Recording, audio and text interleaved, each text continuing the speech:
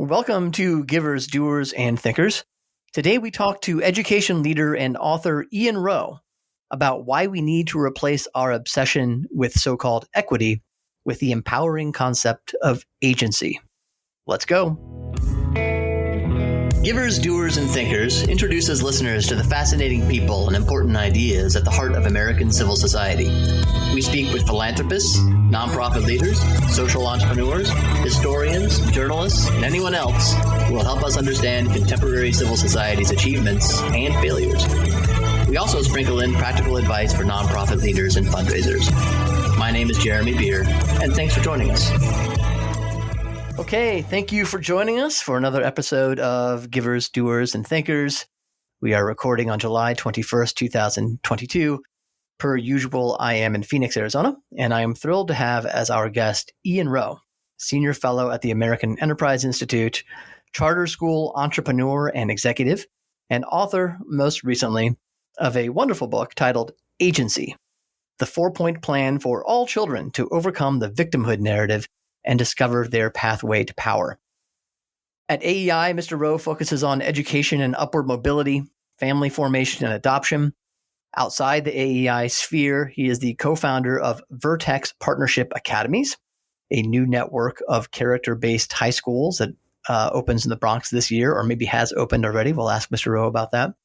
He is the chairman of the board of Spence Chapin, a nonprofit adoption services organization. He is the co-founder of the National Summer School Initiative, and he also serves as a senior visiting fellow at the Woodson Center. Until July 2020, Mr. Rowe was for 10 years the CEO of Public Prep, a high-performing network of public charter schools based in the South Bronx and Lower East Side of Manhattan. He has been widely published in the popular press, including in the New York Post, the Wall Street Journal, the Washington Examiner. You'll see him on TV sometimes. He has an MBA from Harvard Business School, where he was the first Black editor-in-chief of the Harvard Business School newspaper, and for good measure also has a BS in computer science engineering from Cornell University. All those easy majors. Other than that, he hasn't done much. Ian Rowe, welcome. Wow, I'm exhausted just listening to all of that. It reminds you of all the work you've done in your life. Yes. Thank you for having me on. You were saying before we got on air that you were a typical Jamaican, that you had so many jobs. Yes. Well, tell me. No, it's a reference. Well, there is the stereotype, but many years ago there was a great show called In Living Color, and it was a skit series. I think, a lot of careers were launched off that show. But anyway, there was a skit about the traditional Jamaican family, and there's this one famous skit where one of the 17-year-old Jamaican son, he comes home, he's so tired, and he sees his mom. He's like, "Oh my God, mom, I'm so tired. My 7 jobs. And the mom says, "What? You only have 7 jobs? You must have 10 jobs." It's something that's always, I've always thought funny. But anyway, I feel like I'm living through that now, where I feel like multiple hats, but to some degree, they're all pointed in the same direction, which is, how do we create better environments for young people to flourish? So they're all connected in one way or the other. Absolutely. Well, let's start with Jamaica, if you don't mind. And just so people know about your background, you were the son of Jamaican immigrants who came to America in 1968, if I have that right. Yeah. Perhaps you can just talk a little bit about that, why your parents came here, what their attitude was toward the U.S., how they raised you, and how it kind of has contributed to where you are today. Yeah, like most of us, how our interaction with our parents was, the number one shaper of our lives. And my parents, they're both from Jamaica, met, when they were young and courted. I always loved the stories my mom used to tell about how dad used to pick her up on horseback in the country for their dates. It's really romantic. They called each other buds. And ultimately, my dad actually really wanted to study engineering. So he went, at the time, Jamaica was an English Commonwealth. Jamaica was a Commonwealth of England. So he went to England to school, and they had been dating. And he wrote to my mom's parents for her hand in marriage, and quite some consternation in the Sivrite household. And they ultimately gave permission, and she took a 5,000-mile journey on a ship all by herself to go to be with him. And they got married in England, and they finished their schooling, and quite a life. And they had my brother, and then 7 years later they had me. And that's when they began the adventure of their life. That they decided to come to the United States, and you said it, in the late 1960s and 68. There was a lot going on in our country at the time, a lot of racial strife. So they as a Black family, they were coming in quite clear on what they were entering. But they also, they even though there was racial strife, they also felt there was a lot of opportunity, even for a Black family. And the Civil Rights Act had passed, the Voting Rights Act, and this idea that the country was changing, that opportunity was there. So we moved to Brooklyn, and then my dad actually was one of the first Black engineers at IBM. Mom worked at, some of your older listeners might know, Manufacturers Hanover Trust, otherwise known as Manny Hanny. And they built a life. And I had some very early experiences that they shaped my vision of the world and how I could become what I call an agent of my own uplift. But yeah, from the very beginning, they came to the United States with a strong sense of family, a strong sense of faith, strong sense that education was crucial, even in the face of racism and other challenges that they knew were inevitable. Your dad, you say in your book that your dad told you once that he had always been a man, but he hadn't been a Black man until he came to America. Yeah, that was. I remember when he told me those stories, and he said it with, this sort of kind of weird, because my dad always just felt race was just strange topic in this country where, here he grew up in a country where virtually everyone was Black, and the only real differences was kind of shades of darkness, but your race was not your determining factor, like your, how much effort you put into a particular task, or how athletic you were, or just there were other factors around which you competed, but race wasn't the thing. So you could just be a man, like there was no prefix. But as he said, it wasn't until he came to the United States that suddenly he was a Black man, and that had all sorts of meaning, because as a Black man, that meant you were, more likely to do a lot of negative things. And that's really where it wasn't just that he was a Black man. It was that being a Black man had a lot of negative connotations. And frankly, he did not want me to adopt that kind of mindset, when he really started to understand what the implications were if someone were to internalize what it would mean to be a Black man with all these kind of characteristics or imposed meanings. And this allows us to get in, I think, to the main theme of this conversation, which is about your main theme, agency. It seems that, tell me again if I have this wrong, but that he was expected to act in a certain way as a Black man, both by white people and by Black people, sort of removing agency from him. His race determined his fate, as you said. He didn't have the agency, or wasn't supposed to exercise that agency in a way that was inconsistent with how he was supposed to act according to those around him. Yeah, there's this thing about authenticity of being Black. And I write agency not just as a book for Black kids, because I think agency is a phenomenon that I think a lot of kids across race, across class, are not feeling that they have a sense of control over their own lives or the ability to lead a self-determined life. But I use examples, a lot of different examples, and here clearly is an example of race where you were not an authentic Black person if you aspired to do well in academics, or if you were a really responsible father. And the thing that always troubled my dad was the things that were authentically Black was someone in prison, or someone who didn't speak well, or someone who, wore saggy clothes, or just someone who, wasn't really into school, like those. And honestly, it kind of bewildered him. Right. Like, where did that come from? Right. I imagine for a Jamaican immigrant, that must have been bewildering. We won't get into where it did come from, so that might take us too far away from the main thread here. But to get back to what you were saying about many young people of all races and ethnicities not feeling like they have much control over their future, I'm going to quote a statistic to you that you provide in the agency. This is from the Archbridge Institute, a think tank that I had not heard of, actually.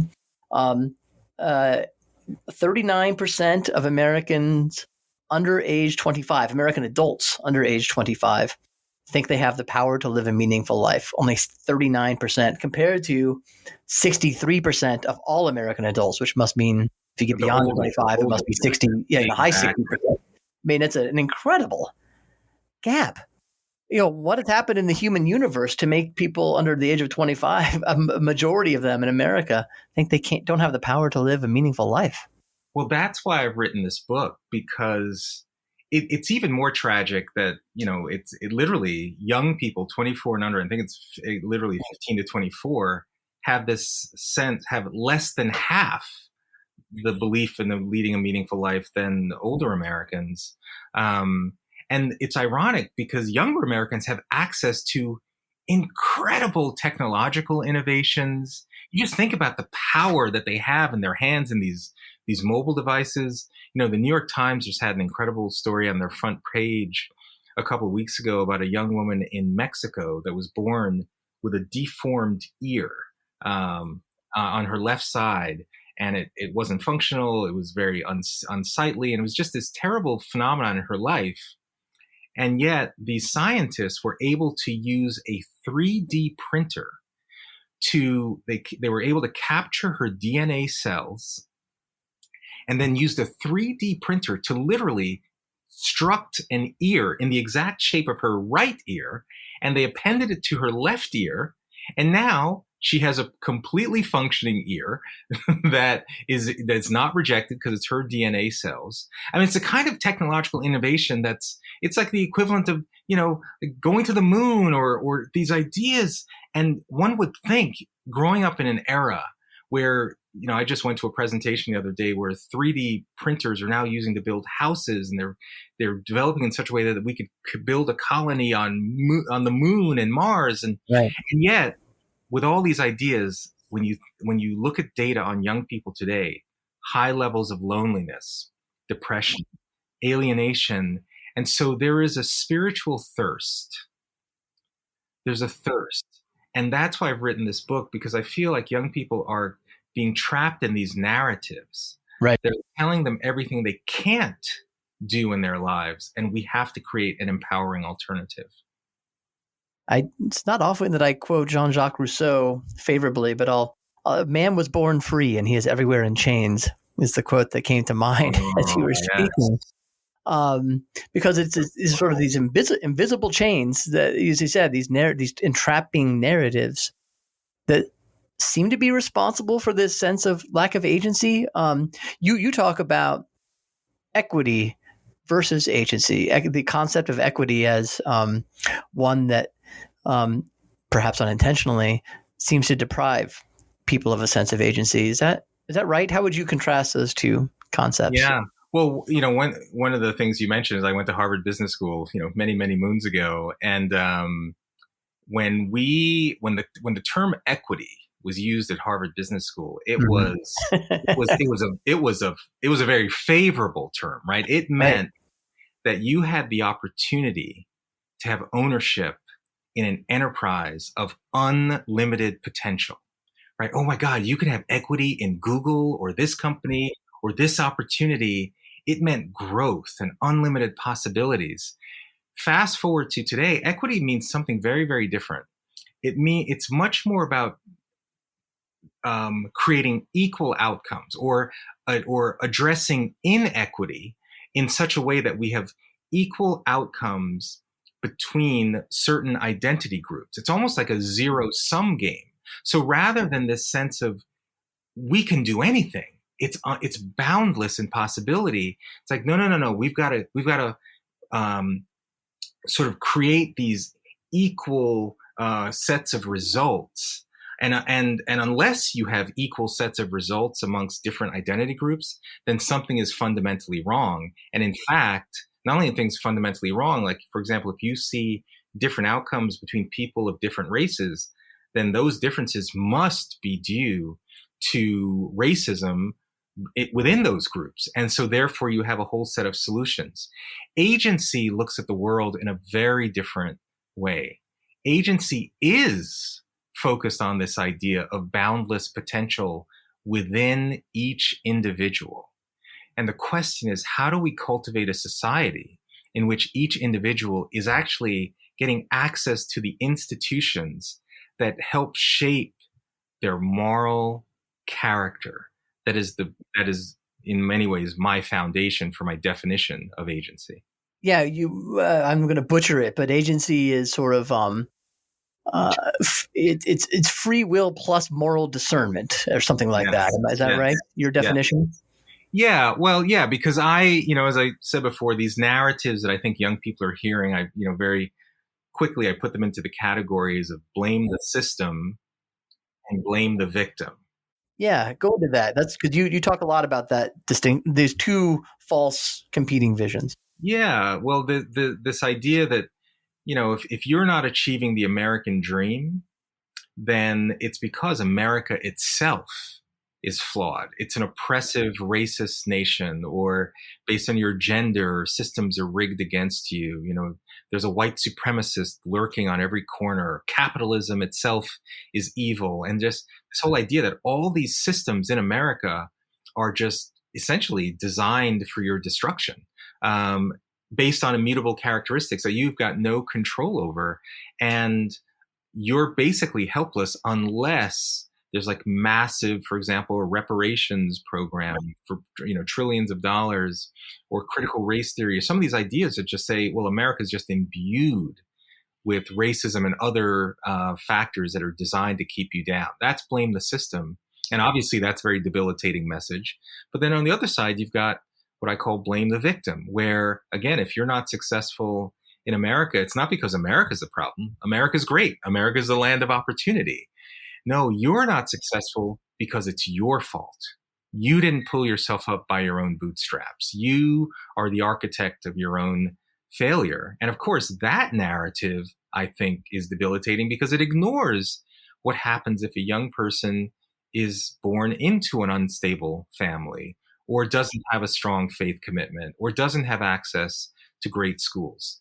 It's really hard to pull yourself up by your own bootstraps when you don't have those kinds of institutional supports from the very early days. So agency, the way I've defined it, is my third way, my empowering alternative, my new idea. Well, in some ways it's not a new idea, but I'm trying to reanimate. But I have put this definition of agency is the force of your free will guided by moral discernment. The force of your free will guided by moral discernment. So think of agency as a vector or velocity, where velocity is not just speed, it's speed and direction, right? So, every human being has free will, but there are a lot of people that exercise that free will for not good deeds, right? So where does the ability to be morally discerning come from? And that's where I do introduce my free framework: family, religion, education, and entrepreneurship. Yeah, I don't want you to spill the beans on it yet. Okay. We're building up to free, but I'm glad you introduced it now and teased it, because I want to spend the second half of our conversation just here in a second talking about that. It's very good. Before we get off this, I want to linger just for a second on the blame the victim narrative and the blame the system narrative. Yeah.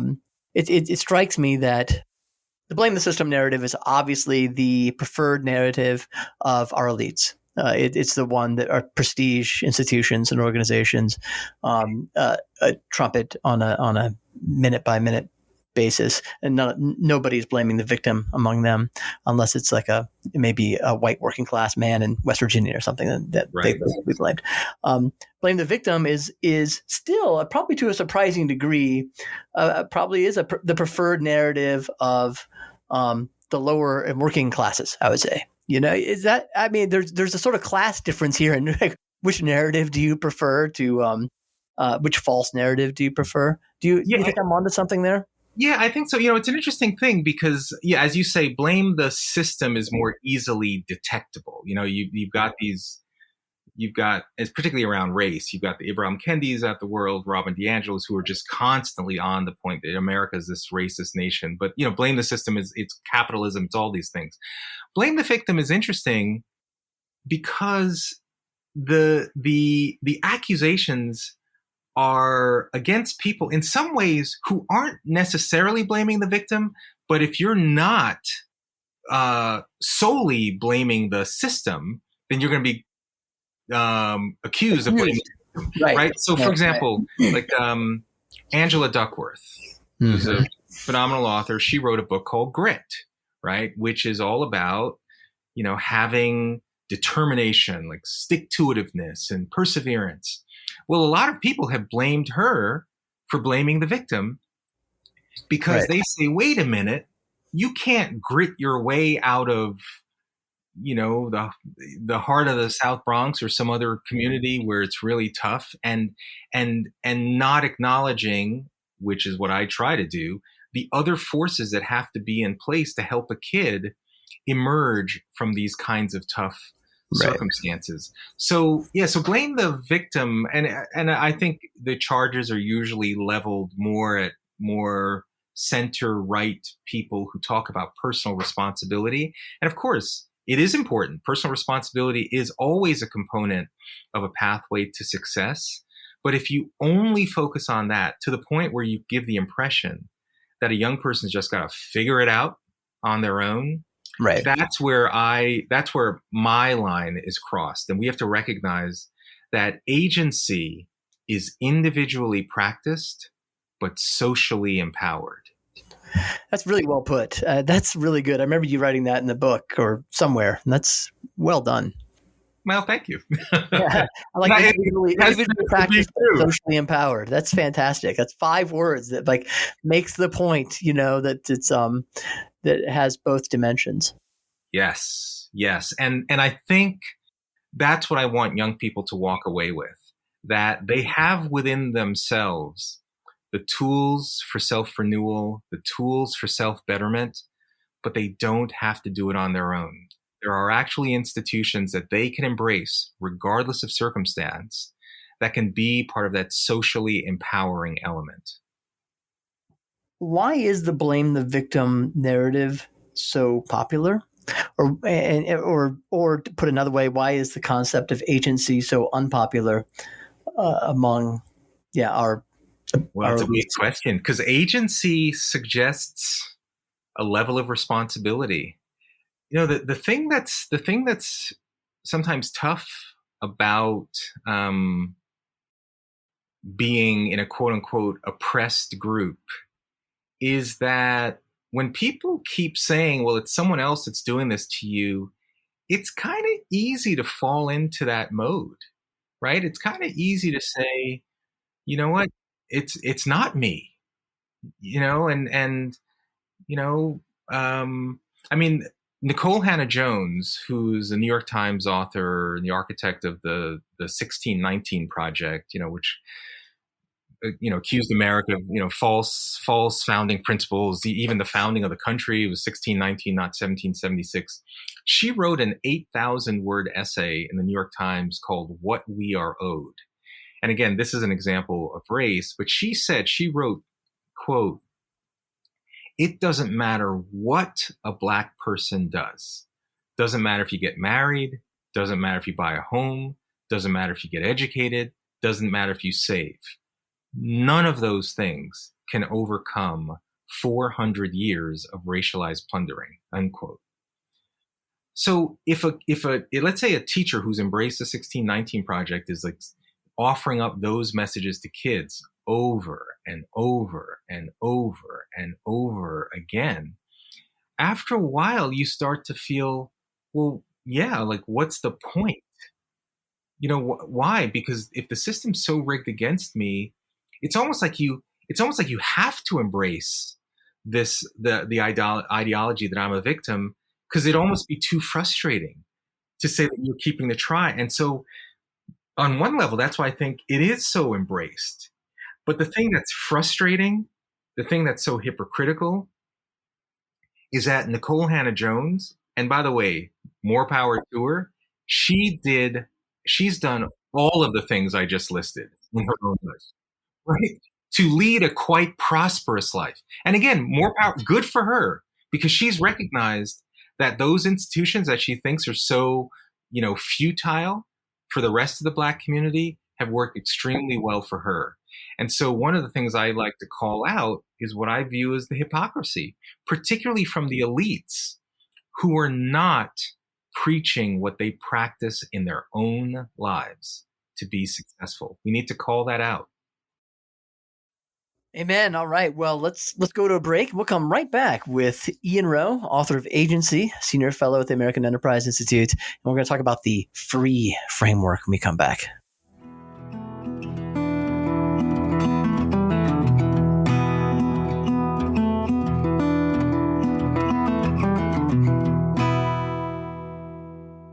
Happy to be here for Givers, Doers, and Thinkers Reader's Guide, and we're going to discuss a book with my colleague, Kieran Raval, our Chief Solutions Officer here at American Philanthropic. How you doing, Kieran? I'm great. How are you, Jeremy? I'm great. We'll see how this goes. It'll be interesting. I'm glad we're doing a book discussion. It's very what we do here at AmPhil. And you've picked a very interesting book that got a lot of play when it came out. It's been a while now, I guess 7-8 years ago. Peter Thiel's book, 0 to 1, Notes on Startups or How to Build the Future. Just a little bit of background. Peter Thiel is the, PayPal founder? Yeah, one of the co-founders of PayPal. First outside investment in Facebook. Yeah. So he's done pretty well. There's some other things that he's been involved in, to say the least. And he's been involved in some interesting ideas, as one adjective to put it, like seasteading and things like that. But this has nothing to do. This book has nothing to do with that stuff, right? This is a business book. Tell us what the argument is that Thiel makes in this book. Yeah, so it's really captured by the title, 0 to 1, right? So it's a book about entrepreneurship, and it comes out of a course he taught, I guess.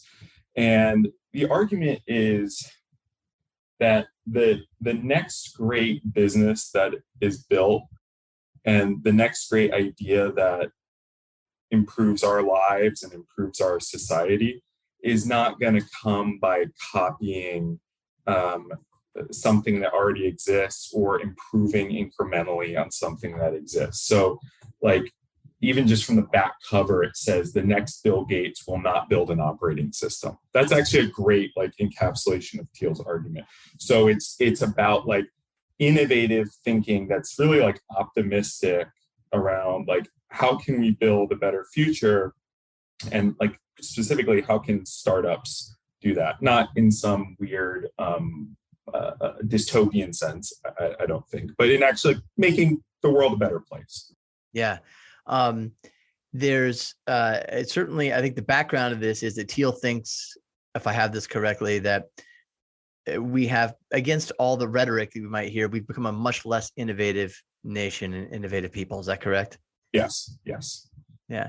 And then what's the argument about, isn't there an argument about monopoly? How the goal should be to monopolize a particular sector? Is that correct? There is. One of his big arguments in the book is that monopoly is good. And competition, it kills profits and ultimately kills business, right? So do you want to be Google, where you own Google Chrome, I think, controls 60 or 70 or 80% of web browsing traffic.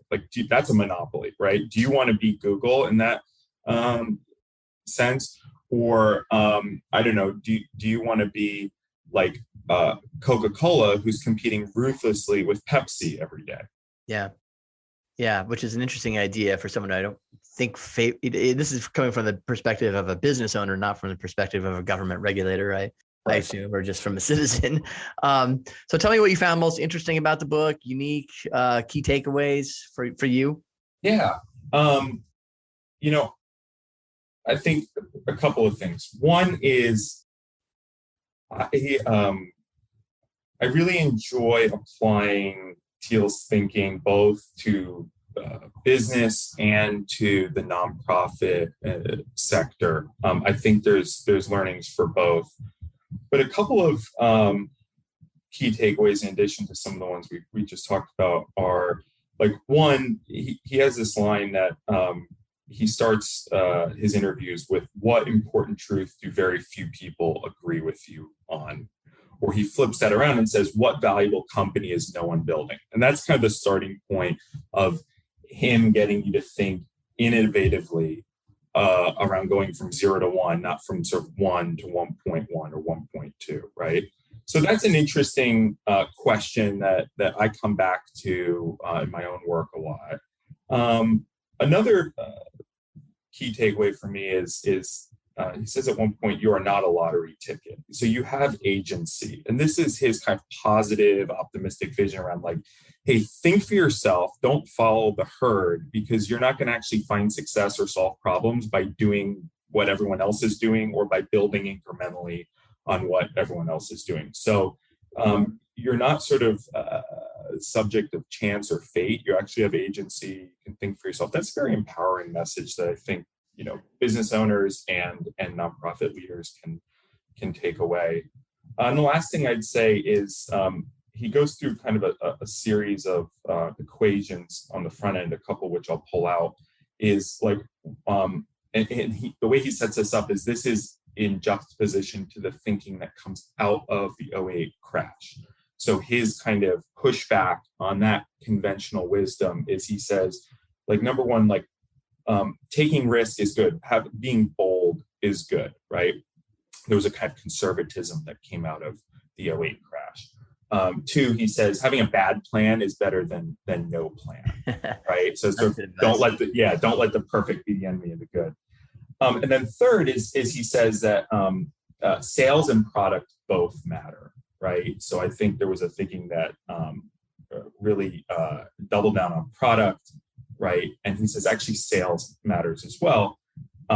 I'd apply that, especially in the nonprofit space, to say programs and fundraising matter together. If you think about, in that sense, sales and product as being analogous to fundraising and programs, and we see this in our work, the more the two teams work together, typically you end up with better programs and better fundraising results. Right. That's great. And I like the question, what valuable company is no one building now? If I were a nonprofit leader or a philanthropist or philanthropic officer, that's a great question to ask. Like, what valuable nonprofit is no one building now? And maybe even within your nonprofit, what valuable initiative is no one building right now, right? But what valuable program just doesn't seem to be available? I think that's a pretty dang good question to start off some good innovative thinking with. It is. And I think there's another flavor of that question too, which is like,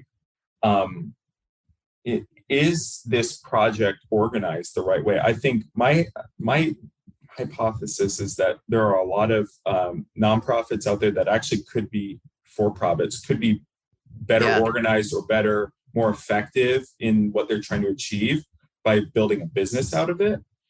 And actually, I think the flip side is true too. There's actually, I think, an increasingly number of sort of socially aligned or socially conscious businesses that you read the pitch and you're sort of like, man, this sounds like it might be better as a nonprofit. You might actually be more successful, raising philanthropic funds to achieve your end here too. Yeah, it's great. And you can do both. As we know, there are innovative ways a nonprofit can own a business. A nonprofit can simply do business and build a revenue stream from selling things, products and services. That's totally fine. As long as you continue to meet the public support test and so forth. But you can also have these kind of sister entities that follow the law. You can go both ways. I think that's a really good point. I remember back in the day, this is 10 years ago now, when places like Slate and The Atlantic were trying to figure out how to survive, or just started asking people for money. And people would give them money, without just buying a subscription. But they might have been better off with a supporting foundation or a sister nonprofit. Anyway, so I like where your head is. You see some interesting overlaps between like the philanthropic space and the startup space when you get into like foundations that are pursuing mission related investments or program related investments and that sort of thing. So it's almost like the lines blur a little bit more than we might think they do. And that might not be a bad thing, at the end of the day. Very good. Awesome. Well, thank you, Kieran. The book is Peter Thiel's 0 to 1, Notes on Startups or How to Build the Future. Thanks a lot. Appreciate it. Thanks.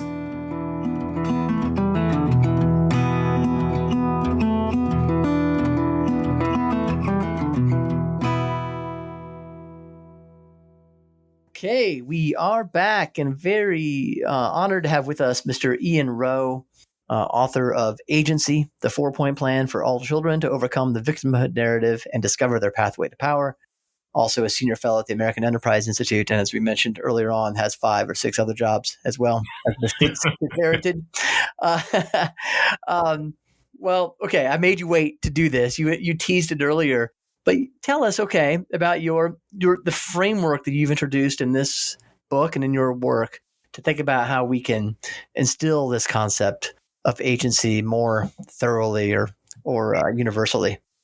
Right. Well, one thing that I've always believed is that you can't lay out a problem.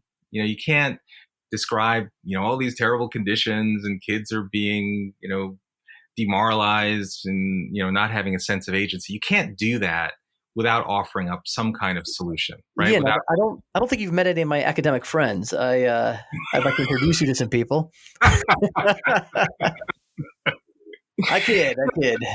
Well, no, you're absolutely right. I mean, I've written this book, but my day job, I run schools. I've got to put myself on the line. You can't just talk about these things and, shout in the rain. We got to build institutions that embody the very values that you're championing. And do they work? Do these ideas work on 149th Street and 3rd Avenue in the heart of the South Bronx? Do young people listen, right? So, I put forth this free framework as the empowering alternative, not just as a theory, but as something that I'm trying to actually enact in the real world to help young people understand how they can become agents of their own uplift. So free is the framework, right? Family, religion, education, entrepreneurship. So the first F, it's not about the family that you're from, it's about the family that you form. Right? So even if you are born into a very challenging situation, and many of the kids in my schools were, all sorts of family arrangements and some fantastic, but unfortunately for the most part, unstable families was kind of the originating source of a lot of the other issues that our kids faced. But I came across some data that said if a young person just finishes their high school degree, then gets a full-time job of any kind, just so they can learn the dignity and discipline of work. And if they have children, marriage first, 97% of millennials who follow that series of decisions avoid poverty. And these are not this is not a super high bar. This is called the success sequence, correct? Yes, correct. Yeah, it seems achievable. You know what? Not only is it achievable, it's these are decisions within the grasp of young people. And so when I learned about this data as part of sort of the anchoring element of F in free for family, I thought, well, of course, why wouldn't we share this information with young people, especially if they're growing up in communities? Like, for example, in the district where we had our Bronx schools, the non-marital birth rate was 85%. Right? And across the country in 2020, the non-marital birth rate for women 24 and under. So if a woman 24 and under had a baby in 2020, 72% of those babies were born outside of marriage. And that's across race. That's across race. It was 62% in the white community and 92% in the Black community. These numbers are just staggering. Yeah, right? It's a revolution in family formation over the last 50 years. Correct. And there's tons of data that shows, sometimes you can't do causality, but there is a lot of data that shows a deep correlation between things like poverty, higher crime rates, all sorts of things with these outcomes, particularly 24 and under. And I'm educating kids, in elementary, middle, high school, who are going to be making their decisions as they now enter young adulthood, right? So I thought, let's figure out a way to teach this information associated with the success sequence, education, work, marriage, and children. It's not a prescription, but you should know that there are different rewards and consequences associated with different series of life decisions. Well, lo and behold, my gosh, the level of opposition to even bringing this up is staggering. Explain that. Like, what's the argument? It's sort of an infringement upon freedom, or no, not even for you. Can't. You're imposing middle class values to these kids. You'll be insulting them because it's likely that their parents didn't follow this series of decisions, and so you're going to create a dynamic where you're creating a cleave between parent and child. And I was stunned. Honestly, I was stunned.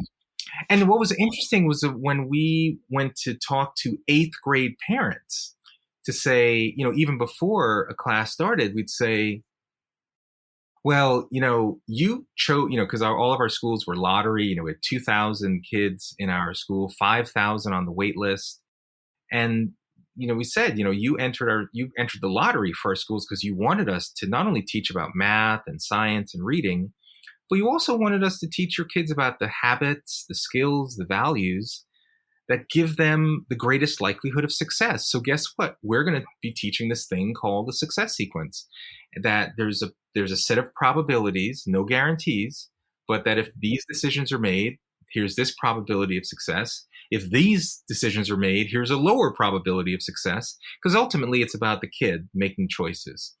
And the feedback we got from parents was, thank God someone is teaching these things to my kids, because I wish someone had taught it to me when I was much younger. And so that for me, that was one of my first lessons in rejecting the gatekeepers. That's a good lesson for us all, I imagine, in many ways. Well, there are a lot of people in our society right now who've anointed themselves to be the spokespersons for the less advantaged. They want to defund the police, or they want to, or they have these ideas that somehow they call you Latinx rather than Latino or Latina. Exactly. Oh my God. Great example. But when you speak to the people themselves who are really still believing in things like the American dream, and still wanting to know what are the institutions that are really going to propel their kids forward, even if they may not have been successful in their own lives, they want that. They still believe it. So who are us? Who are we to deprive kids of the very information that can make the realization of the dream possible? Well put. So you actually do give very concrete ideas for how to strengthen the family. We don't have to go into all of them here, but do you want to pick out one of them? Is maybe we just talk about this one, was to declare the reduction in non-marital births to women aged 24 and under to be a winnable battle. And you choose the really striking decline in teen pregnancy rates that have been achieved over the last, I don't know how many years. As sort of as an example, this can be done. Yeah, I try to show what's possible by demonstrating what we've already achieved. And it was the case for many years in the United States. We had more than 1 million teen pregnancies per year. This was a massive problem. It was a bipartisan set of concerns. Most people would agree that a kid at 16 having a child is probably not a good thing for the 16-year-old or the kids, right? And both sides came together. The President Clinton actually gave an incredible State of the Union speech, which marked sort of the creation of an organization called the National Campaign to Prevent Teen Pregnancy, had bipartisan support, Hollywood, amazing, amazing, amazing. And you could see over time dramatic reductions in teen pregnancy rates amongst 19 and younger, probably one of the greatest public health achievements of all time. And one of the things that was done during that whole process is that the US government actually, the CDC actually has these things called winnable battles, where we set these goals around smoking or teen pregnancy or other things that we know would significantly help the social and physical health of our country. And so one of the things, and in almost all of these, where the government has set a goal, there's usually all sorts of public-private partnerships to achieve that goal. And so one of the recommendations I make is that reducing the non-marital birth rate for women 24 and under should be deemed a winnable goal. The numbers are just staggering, as I just laid out, and unfortunately, for something like a decade, more than 10 years straight, the non-marital birth rate for women 24 and under has been north of 70%. And of that group of these young adults who are having children outside of marriage, close to 40% of those are to women having at least their second child. So you just think about that for a second. And this is not to demonize single mothers or to say that every situation is terrible, but the data is overwhelming that if we could change just those conditions, we'd dramatically impact one of the first elements of free, which is the timing of your own family formation. And then, I'll say the other three elements, but that fundamentally would have a transformative impact on this whole idea of establishing the foundation of agency, not only within your generation, but the generation that is to follow, your own children. So R is for religion, and I'm fairly certain the CDC is not there's no winnable battles that it is trying to fight in this area. Probably for we should be thankful for that. Yeah. I'm joking, but this is a harder nut to crack. We know about we've talked about on this podcast with other guests, the dramatically increasing proportion of Americans who do not identify with any religion at all, especially younger people. Yeah. What are your thoughts here for both why religion is important to the agency and what we can do about it? So if you think that, me hitting the third rail as relates to marriage and family, hey, why not throw religion in the mix? Hey, you're deep now. You might as well keep going. In for a penny, in for a pound. There's a great line there's a great line that Hamilton has after his son has been unfortunately killed in a duel. There are moments when you're in so deep, it's easier to just swim down, and then the Hamiltons move uptown. But you just remind me of that stanza. Good. It's the first time we've had anybody singing anything from Hamilton on this podcast. So I crossed that barrier. Right. Well, Hamilton is throughout the book. We have references. Yes, I noticed. Yeah. So religion. Okay. Well, you what you just said is absolutely true. I mean, the fastest growing category amongst young people is the nuns, right? No religious affiliation. So not NUN, but NONE. And it's depressing. But of those young people who are not, nuns, who are actually associated with a religious faith, the numbers are quite dramatic in terms of showing much lower levels of loneliness, much lower levels of depression, higher marriage rates, higher marriage stability rates. There's even some data that shows better income, better academic outcomes. And so there's some gold in here. And so my thing is, rather than the narrative always being, because when you do hear stories about this, the general narrative you hear is that religiosity is on the decline. The fastest growing category is young people who have no religious affiliation, ignoring the fact that there's still tens of millions of young people who are embracing religion, right? And getting massive benefit from it. So how do we counter this narrative by actually extolling the benefits of a faith-filled life? And that's what I'm trying to do.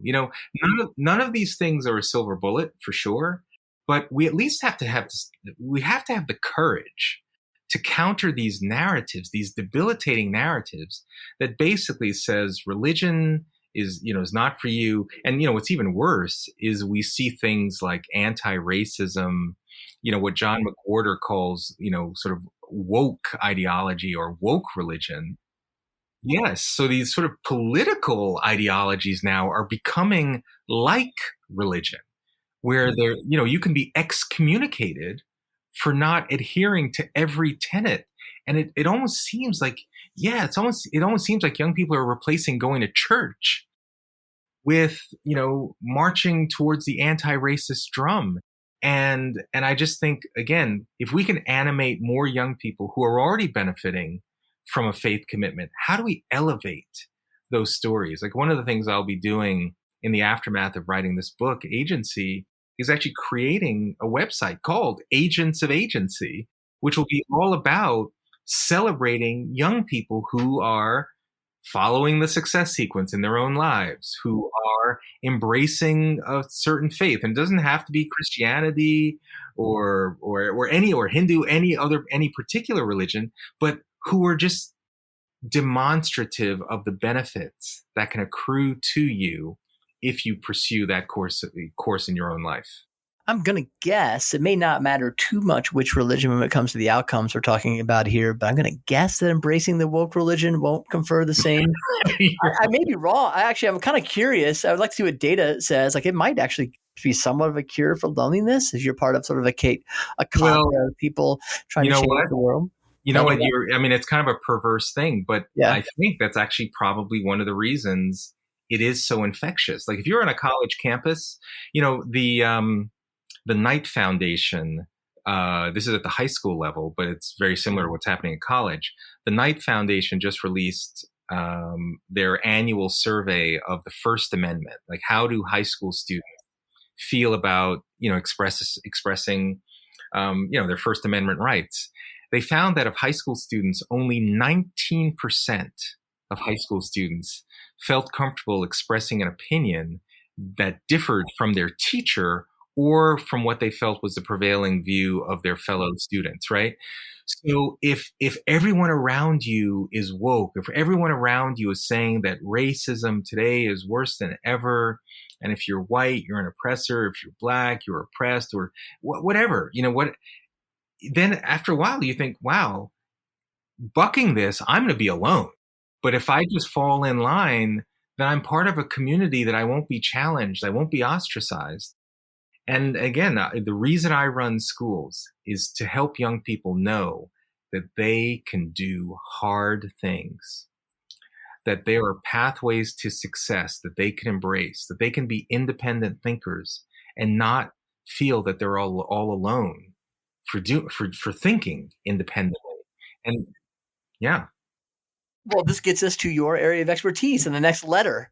Yes. The first E, education, and you have a lot of ideas here. Yes. I'm sure you have even more that are in the book because you've been doing this. You're spending much of your career leading schools.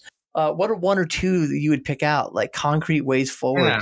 Well, the most basic one is school choice, right? Yeah. So school, the ability, in the district where I'm launching this high school, this international baccalaureate high school. Of the high school students that started ninth grade in 2015, 4 years later, only 7% graduated from high school ready for college, meaning that they started ninth grade and dropped out, or they actually did earn their high school diploma, but still could not do math nor reading without remediation if they were to go to college.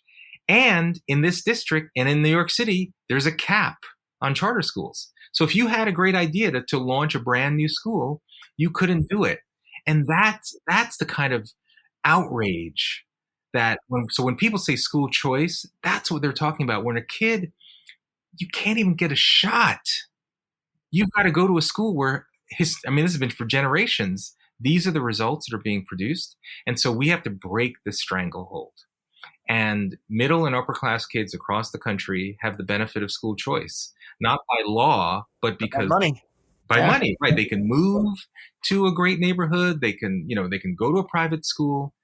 Why don't we have the most vulnerable kids in our society have the most important element of getting up on the rung of success, which is having the ability to choose a great school. So that's one thing. The other thing, and this is a little mercurial, but it's how we measure performance in our country around education in particular leads us down a lot of wrong pathways. So, for example, there's a lot of discussion about like closing the racial achievement gap, because legitimately for the last 30, 40 years, there actually has been a gap in reading outcomes. If you look, there's almost like a steady state where white kids outperform Black kids if you look solely at race.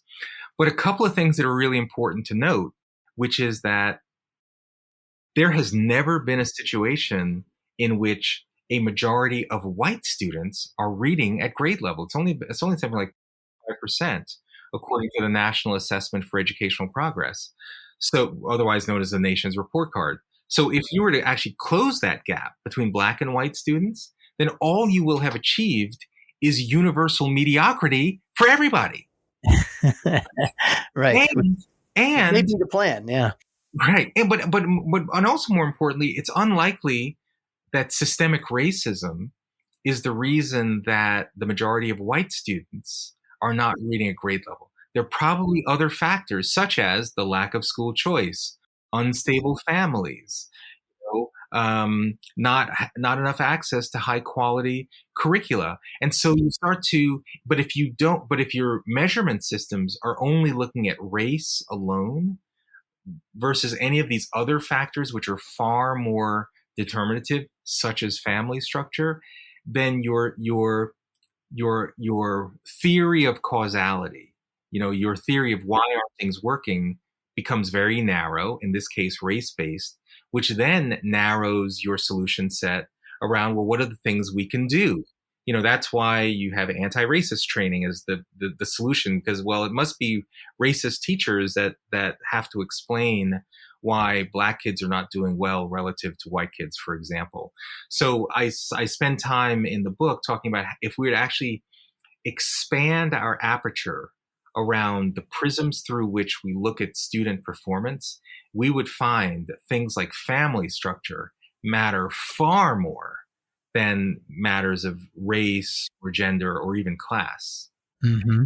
Although you'd be comfortable replacing race-based affirmative action with class-based affirmative action. Well, that is true. At the high school, at the college level in particular, if you look at the elite schools that are accepting Black students, the vast number, through affirmative action, the vast numbers of those Black students are middle and upper class.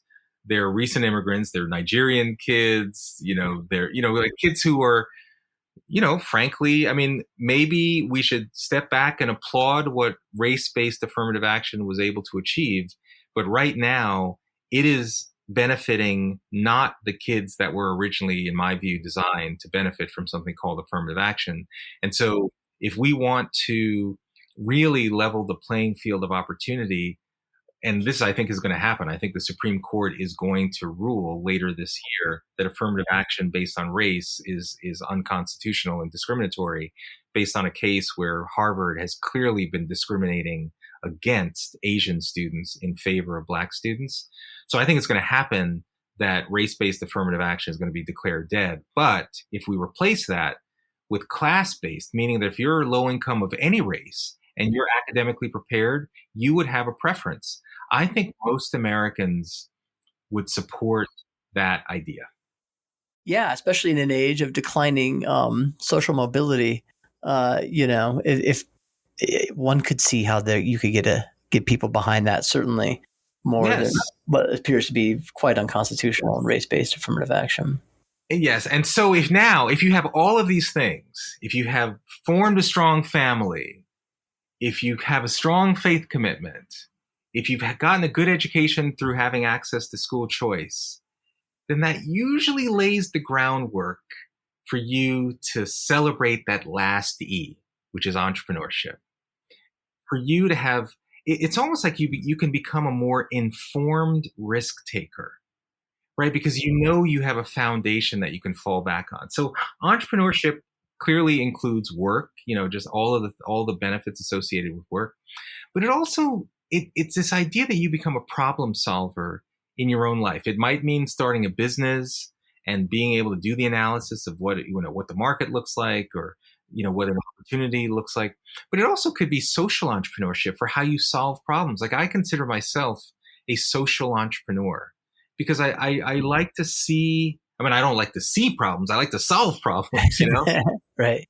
But I think the reason I got to this place is because I've been part of safe institutions that helped mold me, that helped craft my ability to take risks, informed risks, right?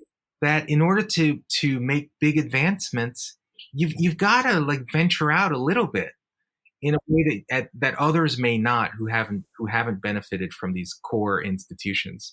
Yeah, it strikes me actually that one of the things, sorry to cut you off, but that one of the things I've been meditating a lot on the last couple of years is sort of like a hyper risk aversion that seems to have sort of spread through our society and among young people in particular. The most risk averse young people I've ever, certainly more than my generation, the generation that preceded mine. I wonder if that's the opposite of what you're talking about with entrepreneurship, first of all, it seems to me. And I wonder if that kind of risk aversion is a consequence of a family breakdown and declining religiosity and a certain kind of education. You think I'm on to anything here? I think I absolutely, because you don't feel like you can take a shot. Yuval Levin writes about this a lot, actually, that young people are, they're just delaying. They're delaying engaging in life. You look at the number of young men who are idle, and even relationships, dating. Now you can go online and Tinder and all these applications. Even dating, it's things are transactional, right? And so you're not getting into meaningful relationships. It's sort of like these sexual hookups and other sort of short-term interventions. And the number of young men who are not working, not in relationships, but yet still having children at times, right? And so you've got a whole community of young people who are just drifting. That's a term that Isabel Sawhill uses. And so, yes, I think not having these anchors of family, faith, strong education just makes you not grab life. That's what I want. I want young people to know that an epic life is within your grasp. And you don't have to do it alone. There are these institutions that can help you get there. We live in a soul-sucking age, is what you've been telling us, Ian. But but you've been giving us the antidotes to that. Yes. And by the way, we do live in a soul-sucking age for some, but there are others who are in a soul-replenishing age.